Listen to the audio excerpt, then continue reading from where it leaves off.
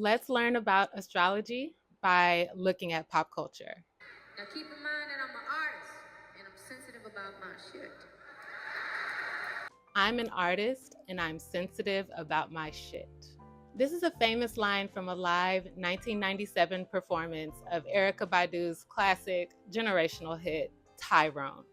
And it probably really resonates with people who have their moon in the fifth house. Let's talk about it. First, welcome back to my channel. I'm Jada Water, and I share observations, insights, and personal experiences with philosophy, astrology, mythology, and spiritual cosmologies of all types, but specifically Pan-African cosmologies. I'm not an expert or the authority on anything, but I like to think of myself as a philosopher in the way that Pythagoras defined it. Quote, whereas wise men had called themselves sages, or those who know, a philosopher is one who is attempting to find out, unquote. Now let's get into it. The moon is one of the most personal planets in our birth charts, and its placement can help describe or reveal things about our emotional selves, our inner worlds, our subconscious minds, and the things that bring us a sense of emotional comfort and safety.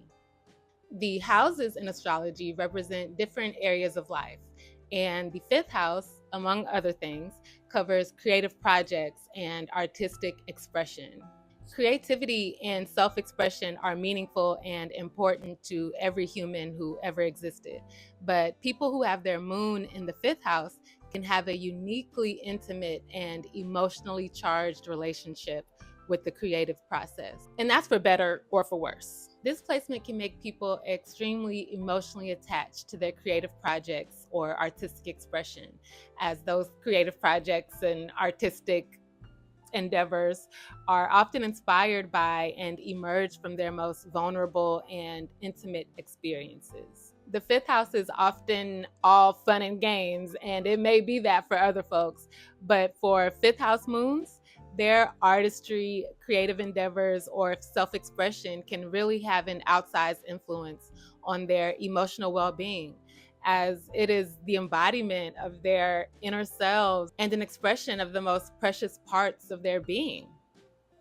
And thus, they can be extremely sensitive about sharing it and how that art or creative output is received by others. I'm an artist and I'm sensitive about my shit. And others is really the operative word here. In my view, this placement really highlights the relationship between the fifth house and the 11th house, or the fifth house, 11th house axis. They are directly opposite each other on the wheel, also known as the ecliptic, and like all oppositions in astrology and in the universe, opposite energies feed off and help balance each other. The fifth house is often associated with Leo, which is ruled by the sun and is the archetype of me, and being really focused on the self. While the 11th house is often associated with Aquarius, which is the opposite of Leo. Aquarius is traditionally ruled by Saturn and is the archetype of we, or just being really in tune with the collective.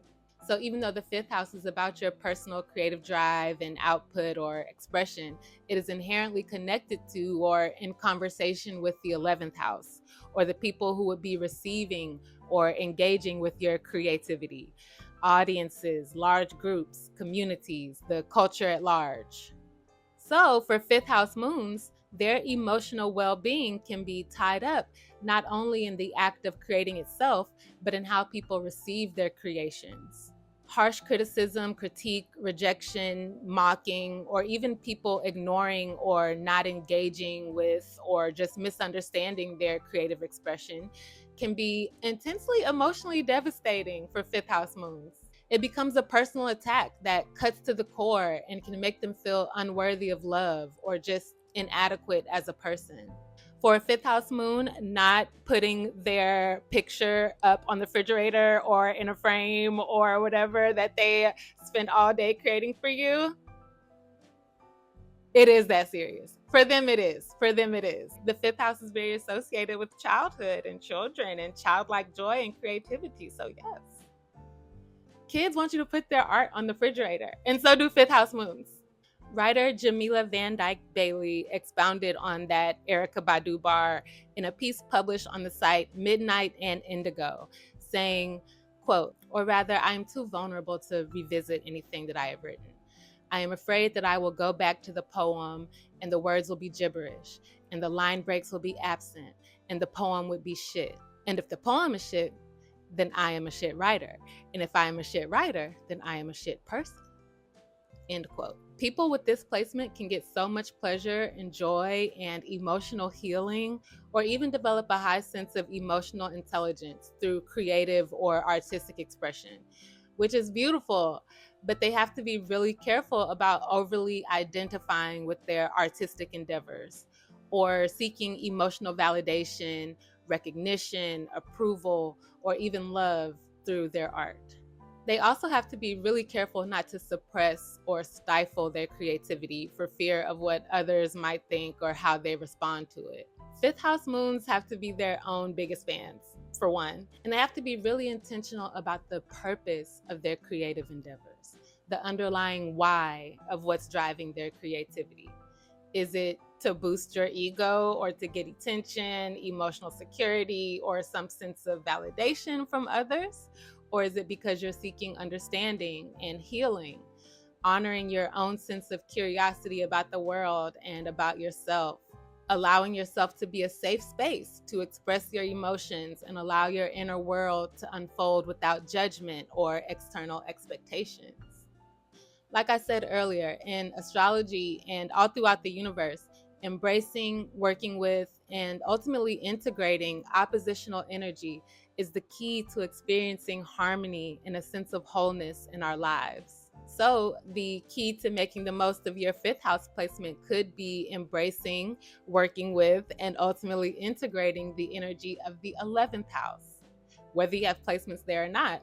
Exactly how you go about doing that varies based on what signs are in your fifth and 11th house and how planets there may be aspected, the other people in your life who have 11th house energy or Aquarius energy. In general, the Aquarian spirit of the 11th house can encourage and offer us insight on how to detach and have a healthier, less emotionally taxing or extreme relationship with creativity and self-expression and critique specifically, especially as artists. You have to be critiqued. You need critique to get better. So instead of criticism and critique being something that threatens the emotional well-being of fifth house moons or isolates them from the collective, it can simultaneously contribute to your growth and the growth of the collective. Yeah, so let me know y'all's experience, what y'all think, and talk to me in the comments about if you have a fifth house moon, you dated somebody with fifth house moon, your kid, your auntie, your cousin, somebody got a fifth house moon. Let me know your experience. Like, subscribe, all that. Bye.